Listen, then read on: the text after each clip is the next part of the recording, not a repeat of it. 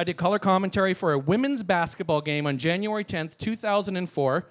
Chris said, great job. You want to stick around for the men's game and do interviews? I said, sure. And after that game, I hosted and did play-by-play for OUA basketball for 11 years, just from that one game. So that was fantastic. So I'm still doing the PA work, and now I'm doing the TV work. And now, on Rogers, there's a lot of different things going on Rogers. And you pay your dues when you're at Rogers doing local sports, okay? I did hockey. I did basketball. I did football. I did lacrosse. I did rugby. I did friggin' billiards. I'm not even kidding. You wanna have fun? Try to go to the Cambridge Legion and make billiards sound exciting. That was, you know what I'm talking about, Randy. So that was what we did. You pay your dues, and eventually, the big Roger flagship telecasts are obviously OHL. We know how great the Storm was this year. There's Storm broadcasts, there's Kitchener Rangers broadcasts. I was working in Kitchener, and the Kitchener crew, some of the producers were like, Sean, we really like your work. We'd like you to come and do some OHL stuff. I didn't know hockey that well. I didn't know the OHL that well, and I thought it was hypocritical for me to just take the prominent role on the network when I wasn't very good at it. When my whole argument to join the station was that your guys aren't very good, let me be better at it, right? So I said, give me a couple years to learn the league. I kind of immersed myself in the league, and I kept saying no and kept saying no, and finally, one guy convinced me to say yes. It's that guy right there that looks like he just stepped out of the woods of West Virginia. Randy Sachs, he was the producer at the time, and he convinced me to try OHL hockey. So I came in and I filled in a game for Randy, and it was fine. It was great. And it's good because if you're on a microphone, whether you're doing public address work and nobody can see you, whether you're on a camera where the people aren't in front of you, or whether you're in a setting like this where hundreds, or in a larger setting where maybe thousands of people can see you, you need to feel comfortable.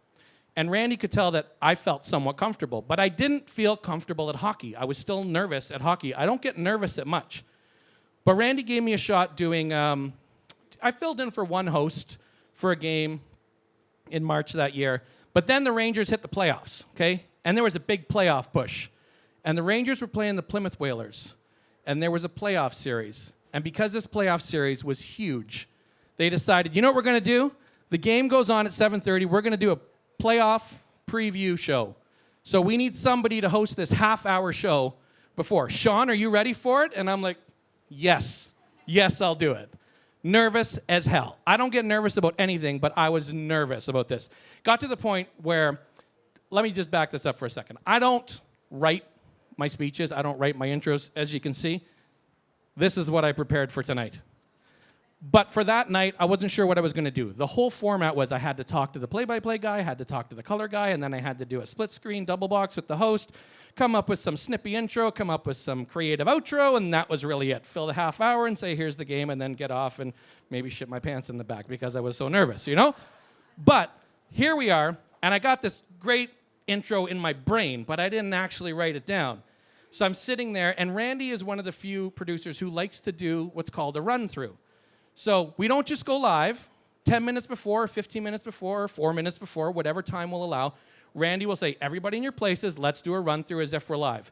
He wants to hear what we're saying, and he wants to give you advice on what to do. So we do a run-through. It's my first run-through with him. Okay, we get to the point now. I'm sitting here looking at this camera, which is significantly closer. The play-by-play guys are just off to the right. They're in my peripheral vision. I have my notes taped just underneath. I'm ready to go. And we started off and had this great intro about how great this series was, and it's game 3, and can you believe Plymouth won the first 2 games? And I don't even remember what I was going to say. But in the run-through, partway through it, I just lost my train of thought. And I should have just bailed on it, but I kept going with it. And I trailed off with no conviction whatsoever. So it sounded something like this. Well, the Plymouth Whalers are back here at the Kitchener Memorial Auditorium, and if you would have told me that they would be leading 2-0, I wouldn't have believed you. And it was literally that terrible. It was that moment where you see the words coming out of your mouth in slow motion and you want to grab them. And you're like, this is horrible, stop talking. But I couldn't. And off to the side, the 2 guys that are there, they both went like this. They were like, ooh. Oh. One guy who had known for 10 years, he was like, I don't know you right now.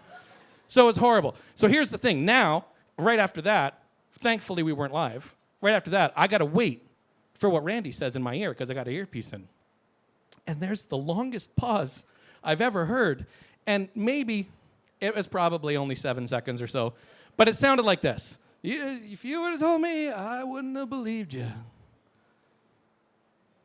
All right, you got 3 minutes to make that better. And then he got off, and then he just got off. So I was literally even more nervous than I was before. But the good news is, the red light went on, we hit it, and it all went great. So that's just what you have to do in this industry, right? You just have to go with it. Don't worry about the prep time. No more run-throughs. Run-throughs are terrible. See what everything goes wrong. Anyways, so that's the TV side of it. The PA side is another part. I work for, as Rob said, Guelph Nighthawks, KW Titans, University of Guelph. As I started to do more things, they started to come to me. Jobs started coming to me. And now it's like, is this just a side job or is this something I can actually do?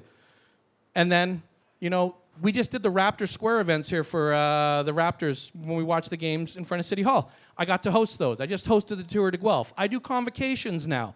I do corporate events. All these things started coming in. So let's go to 2.5 years ago. And I had, I was in a pretty dead-end job. I had left the editing industry. I had gone to HVAC, which I could tell you more about, but we'd all fall asleep. Library to HVAC, yeah, that's how we went. But I was going through a divorce at the time too, so I'm like, going through a divorce, selling the house, hate my job. Let's crunch some numbers and see what I can do here. So I looked and I realized with the contracts I have, I can kind of make a go of this. It's not a great sound financial plan for retirement. It's not going to get my son to university. But thankfully with his marks right now, that's not anything I need to be concerned about. So I thought I'd give it a try. Right, I kind of need to stay afloat for a year and then make some breads, you know, get a little wider and maybe get some voiceover work. So that's what's happened the last couple of years is all of a sudden I found all these things and the profile is starting to grow. So essentially that's why I called my talk here, How I Learned to Talk, is because I was able, what do you do when you make your own business? What do you do when you're self-employed? You make yourself your business, whatever your strength is. My strength is talking. Right? So if I'm going to be able to get paid to talk into a microphone, then that's what I'm going to do. And you never realize where people need to get paid to talk into a microphone. You ever realize somebody needs to say all the words at a spelling bee? Somebody gets paid for that. Who's ever been to a dance competition? Whoever had kids that dance, okay? So at a dance competition, you've got a host all the time, right? What's your name? Elissa. So you know what the dance host does. Up next, top solo 8, here comes Elissa with Putting on the Ritz. Ba-boom, here we go, right? And then you repeat 200 times a day for 4 days. Well, I had a dance competition come to me, and they've asked me to host for 6 years now. So you've got to be up on stage, you've got to be introducing, you've got to be engaging the kids. I just transitioned from them to another one that's taking me across the country next spring. I just did a bunch out in Alberta. So everything's going great, but I'll leave you with this. And this is probably one of my happiest moments in my life on a microphone. One of the things I do at the University of Guelph is I host all of their special events. Athletic banquets, staff banquets, groundbreaking ceremonies, alumni events. But I do the Hall of Fame every year. We do it every 2 years now. So one year, every year at the Hall of Fame, what we do is all the Hall of Famers that are present in the room, throughout dinner, I will go up to the podium and I'll say, we'd like to acknowledge our Hall of Fame members who are here. And then we ask them to stand and get a round of applause. So I'm looking at the list a couple of years ago, and I see, oh, I know him from basketball. And he was third last that I was supposed to read, but I'm like, no, I'll just switch him and make him last because I think I'll have some fun with this.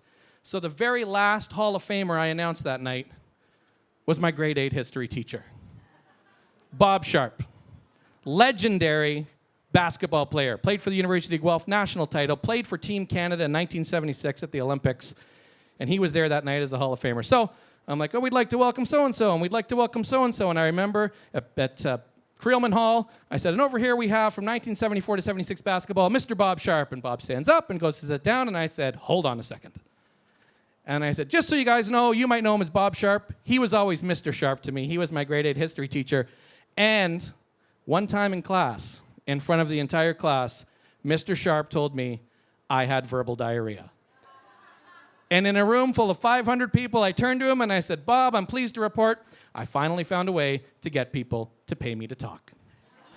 Thanks very much.